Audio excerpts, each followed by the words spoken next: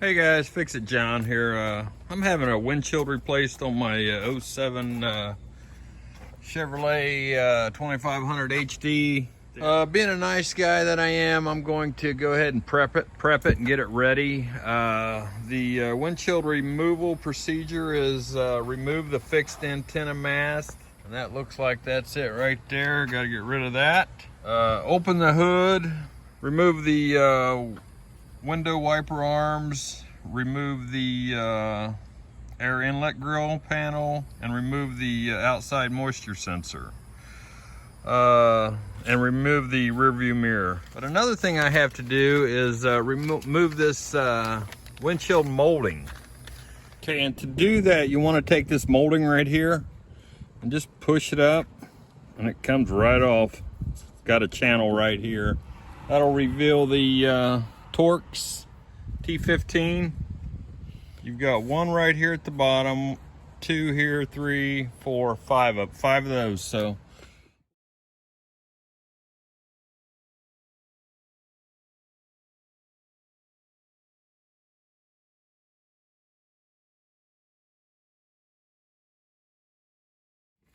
okay, and this one at the bottom, I should be able to get it with what I have here. Just go through the door.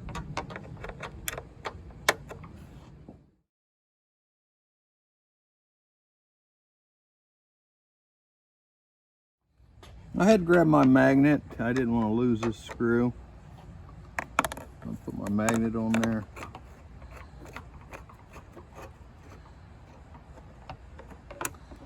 And there it is. I can just pull this molding off.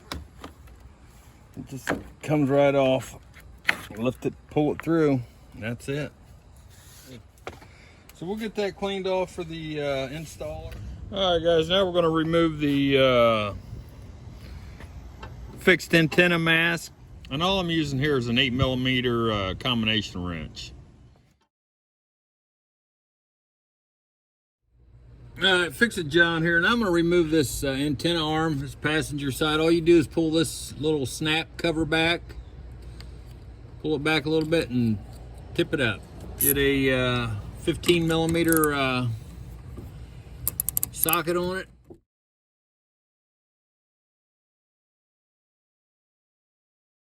Hey guys, I just noticed this. You can see my mark that I had on here from last time. Last time I had a windshield put on, that was probably about 9 years ago. So yeah, I put a mark on it, that way I knew to put the wiper blade on the right spot. So I'm just gonna smack it and see if I can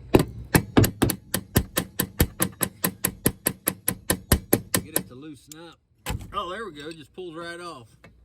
They're not on that hard, but a little spray might loosen it up. All right, let's see if we can get any leverage with this screwdriver here. Don't want to kill it, break something else.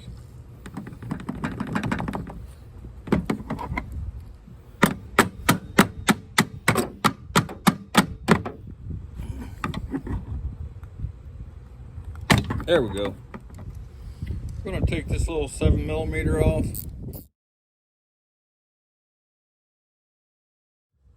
Hey guys, Fix It John here. I noticed one more thing on here. There's these little clips.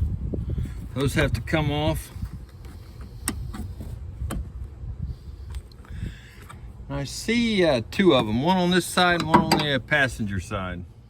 Hey guys, Fix It John. I look closer. This is right where the hose from the wiper blade pulls off right there. All right guys, Fix It John here. Before we remove this air inlet grill panel here, there's another piece right here, and I don't believe it's fastened to anything. It just sort of snaps up. There, it just pops right off. It has 1, 2, 3 tabs on it, and they just snap right into here. Bam, bam, bam. So that's the corner piece. We have one more screw right here under this piece. 7mm screw here on the driver's side and one on the passenger side. All right, guys, there should still be one more thing down hook, and that'll be the wiper fluid hose somewhere under there. So, boom, there it is. See the end of that and this end here. I think this was the easiest spot to hook it, to unhook it. So I think I'll just pull it through up here and feed it back down through again. There's a center button right here I need to get up. It doesn't seem to be one to pull. All right, guys, I just got my hand under that body clip and just pulled it out, and it came out. I'm gonna pull it out this way over here. We'll just bend it and feed it out. And you got the wiper bolt over there holding the other side in. That's why I did the passenger side.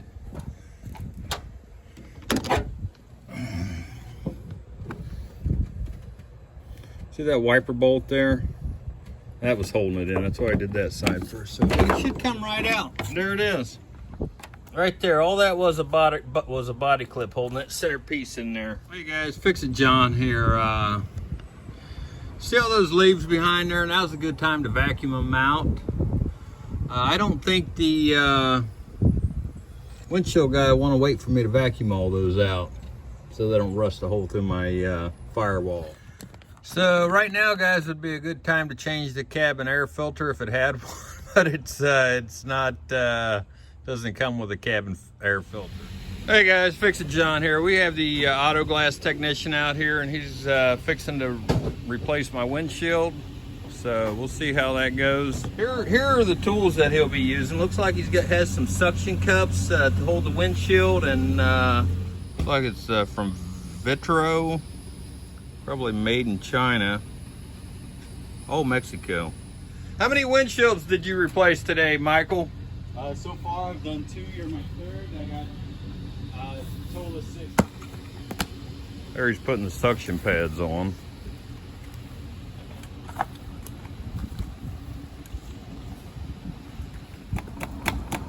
What are you doing there, Michael?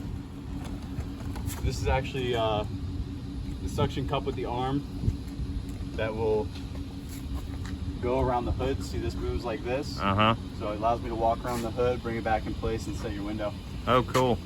Yeah, last time I had it done, I had to help the installer do it. Oh, really? Yeah, that's why I used you guys this time.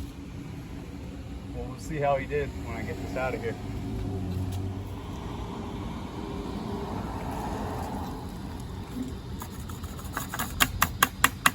Nice. He's got all the equipment. Set it. This locks into here. And I set it in that little holster. Drop it. Walk across the hood. Send it back. And then set your passenger side in. I'll come over, release that little holster down, and be able to set your driver's side. Cool. Or just picked it up, no problem.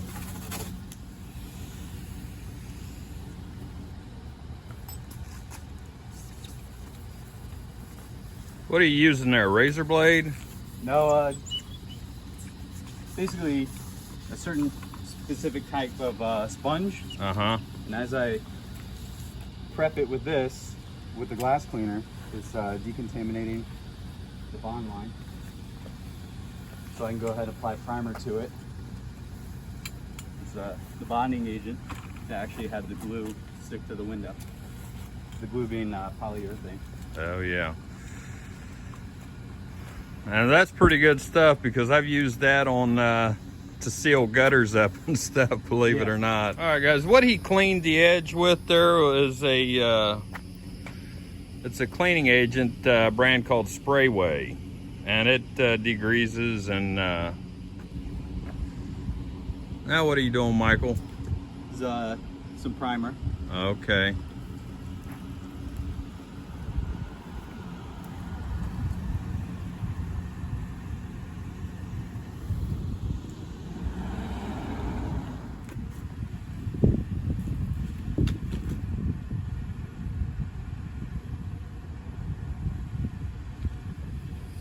I don't remember the guy doing all these steps last time I had this done, guys.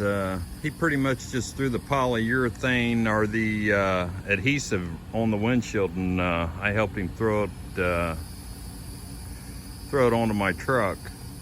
So this guy's really going through a lot of steps to prepare it and prep the windshield for Yeah, there are different varieties of urethane. Some are primerless urethanes. Mm-hmm. Ours is requires a primer. So Okay. I don't know what he was using or whatever, but he could have been using a primerless urethane. What's that for, Michael? This is actually going to cut through the urethane bead, so we get this window out of here. Wow. Yeah, they've the last few years they've been coming out with a lot of different string tools. This is the one they provide us with. Yeah. There's a bunch on the market now. A lot easier. That is awesome, because like I said, the last guy, and it wasn't your company, sawed it off by hand. So he had an extractor, or? No, he had a wire, and he hand wired it, cold knifed it? Yeah, cold knifed it, I guess you want to call it. I don't know the lingo, but he did it with his hands. Yeah, I have those tools as well. Just with these, it's so much easier to use this.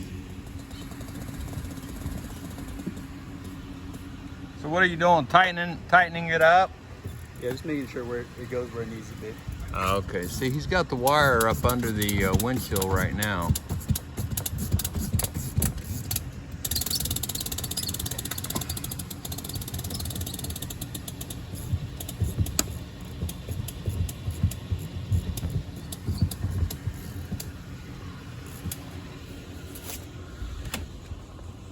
Hit the wire there, guys.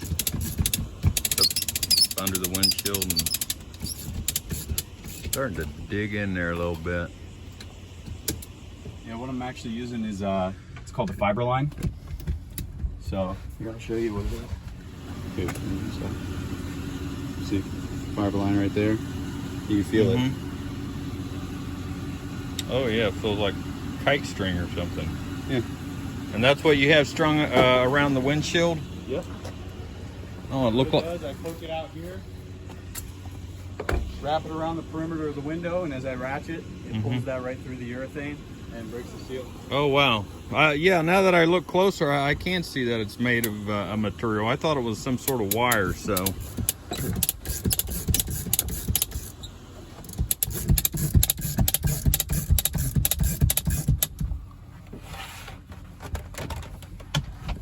Now I'll be coming to that side. So typically, how long does this take you to do a windshield job, Michael? Your truck with everything assembled on it. Not every auto glass guy is lucky enough to show up to a job that's already taken apart. Your truck probably hour and 15. Oh, wow. Depending on how it's done. The last guy, different tools. You can do a little quicker.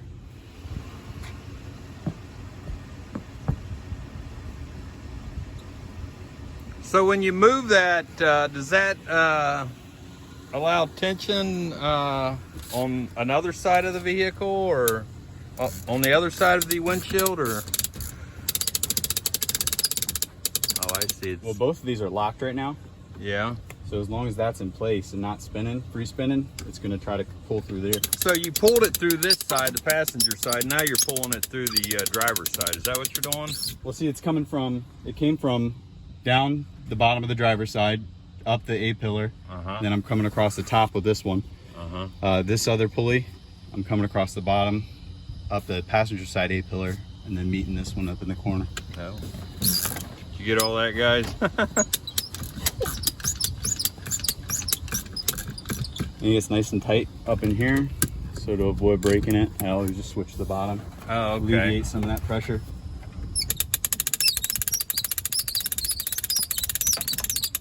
A lot of guys that are newer to using the string tools, they don't know that, and they'll just try to hulk through it. And it breaks it. And it breaks the line, and then you're dealing with tying knots or rerunning the whole line on the machine. Well, that's probably something learned. Well, with our company, at least we get a training class. Yeah. Plus, we have guys that have been doing it for so long that you go in every morning. If you have a question, you haven't seen a vehicle before, you're able to ask them about it. Oh, that's good. And like I tell most people, once you do this for probably about a year, you got the process down like the back of your hand. It's just learning new vehicles.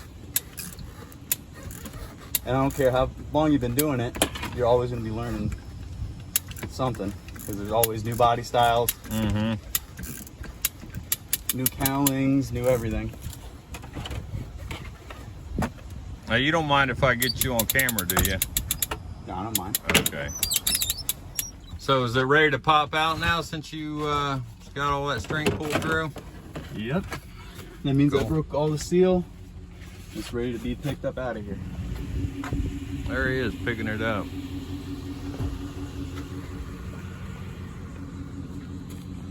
And toss it in his van.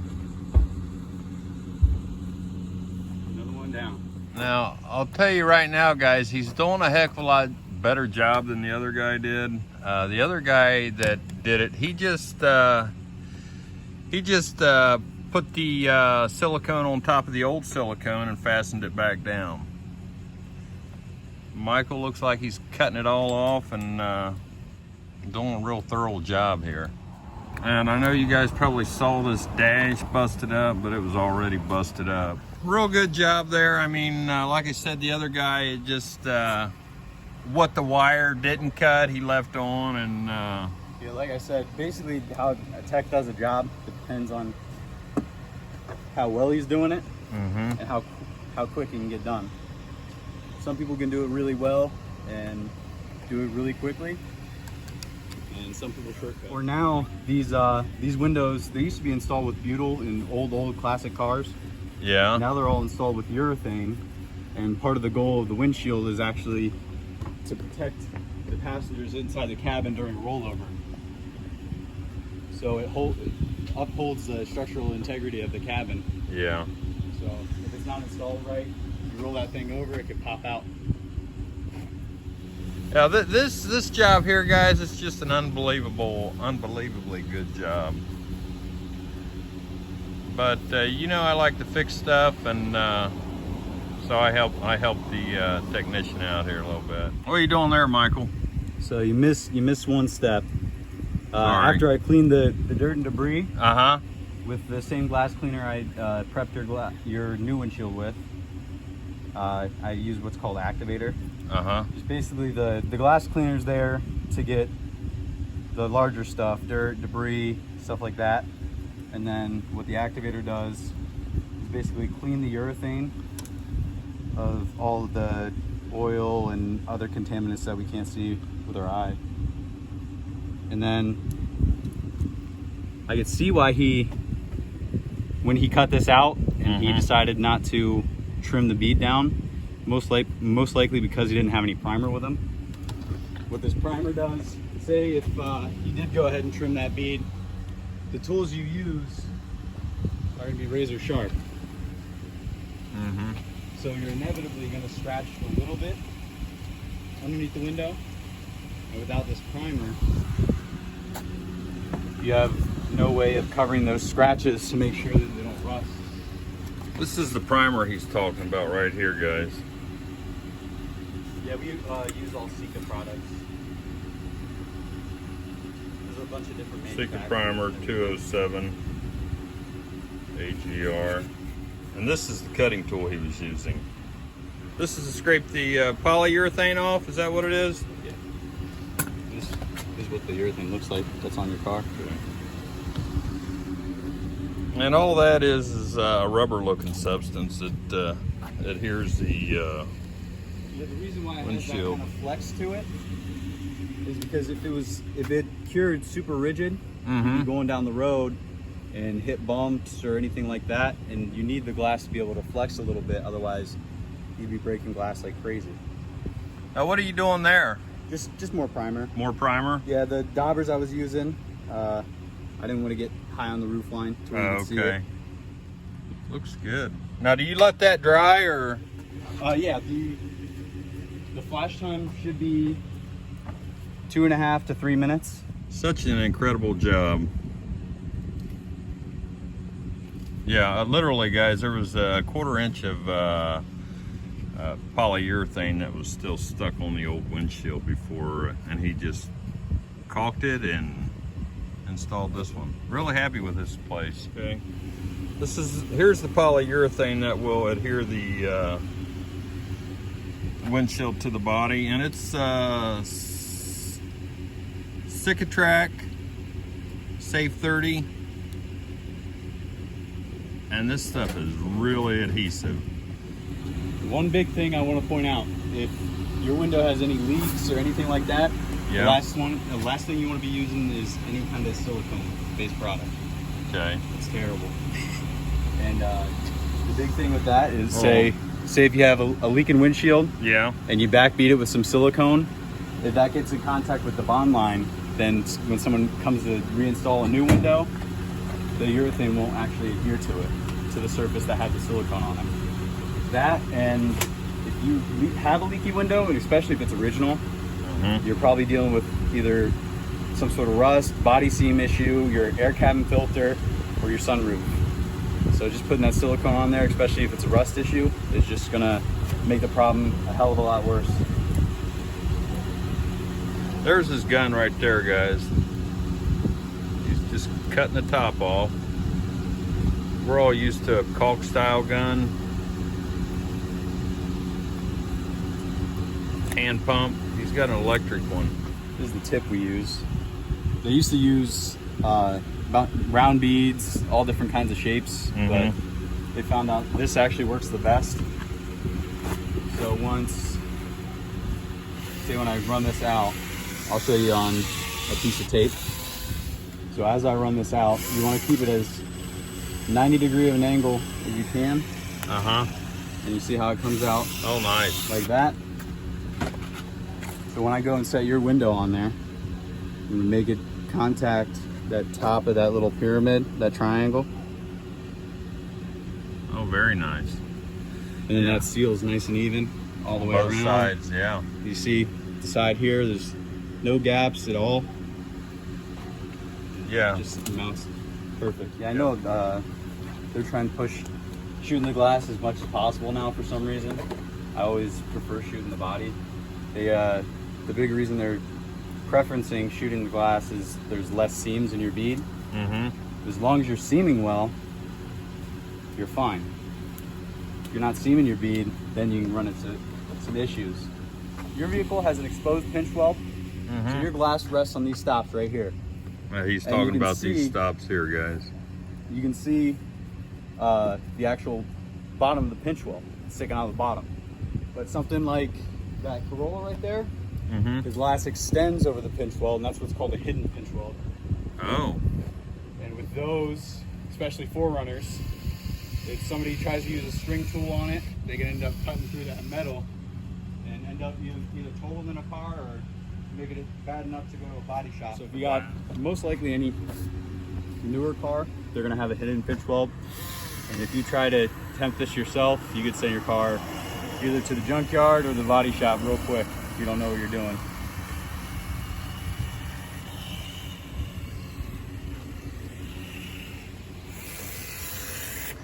Yeah, this guys, this isn't, I wouldn't say this is a job for a do-it-yourselfer.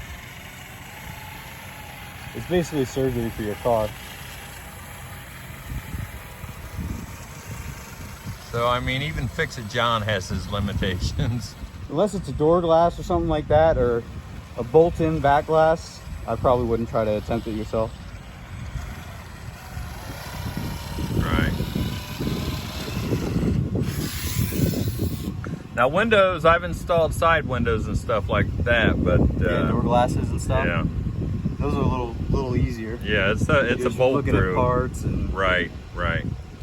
Whether it's rivets or what. I'm gonna run over that. Try for a second. Put a little extra here. I was trying to come down. I was worried about hitting you.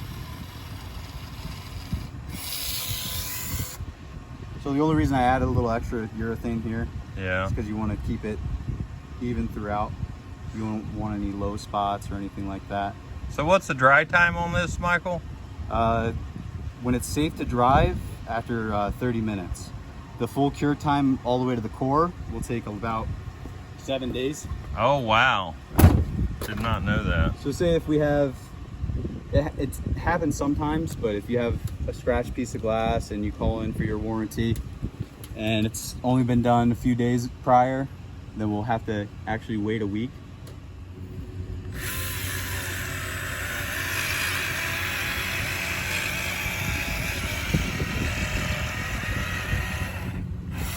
So what about if it rains? I mean, should I pull it in the garage? As far as raining, right now when I'm running the urethane, that wouldn't be best. This is actually moisture curing. So with the humidity and everything in Florida, here I'm coming down again. It's actually not bad for it to be out in this humid weather. And once I set the window in, rain is totally fine. You can come out here with buckets of water and pour it on here. Oh, okay, that's good to know. Because I know a lot of times you guys will go to these places of business where people are working or gone away from their car, and you'll install it. So it's pretty much rain safe then, right? Yeah, once you have the window set in on the new urethane bead, you're good to go.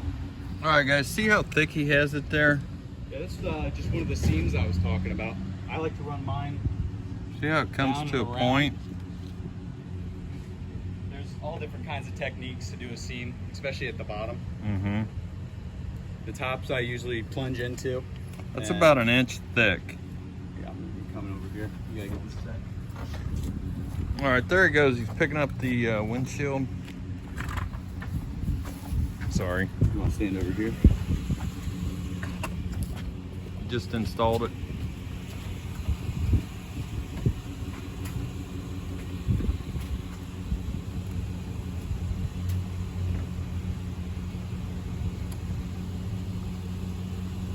It's a one-man job. This should not be a two-man job, especially with somebody that doesn't know like what they're doing, like myself.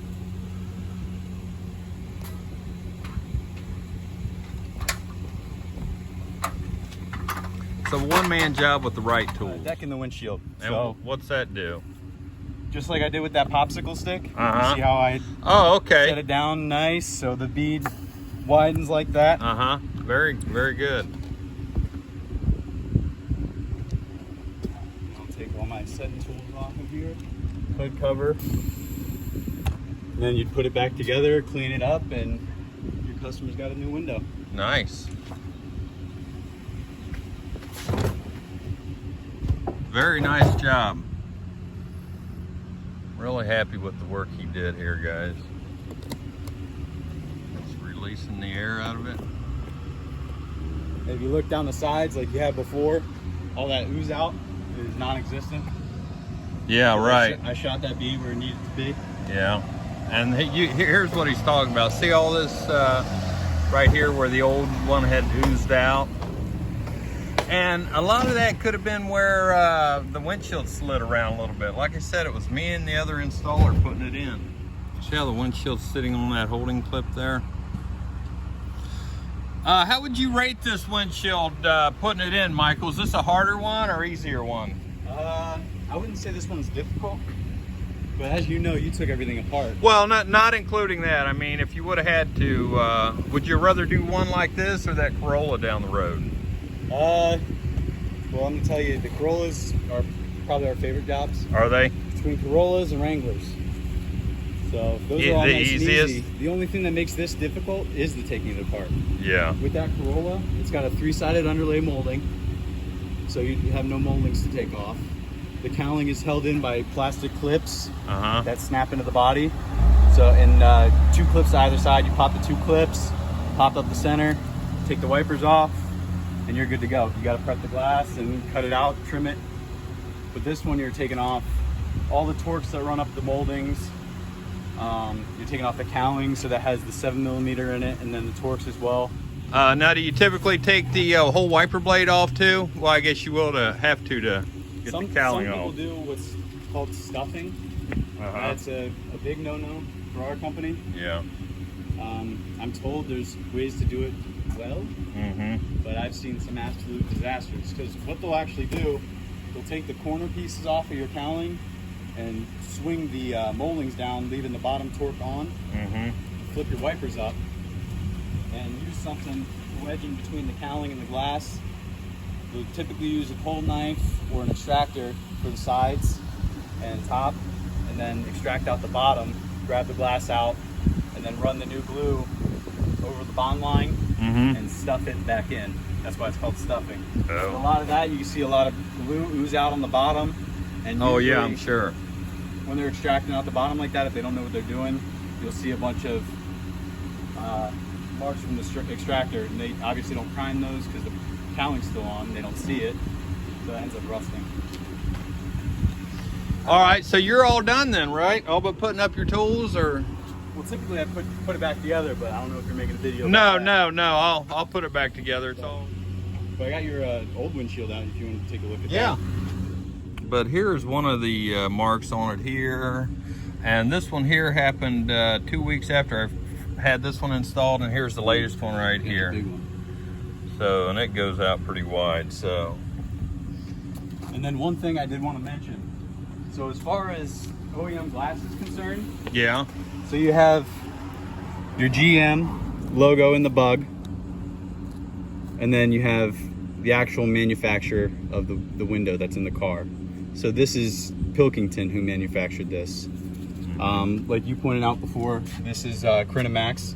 You see this is, well actually Vitro Crinomax. You see that a lot of times in OEM and Frontiers and stuff like that. That's good to know. The actual, so if we wanted to get you next time, if they denied you OEM again, your insurance company, you could ask for a Pilkington glass. Oh. So they'll do that. Oh, okay. Did you hear that, guys? So that's OEE. OEE is original equipment equivalent, I believe. Oh, okay. So I believe your Honda will have Pilkington in it.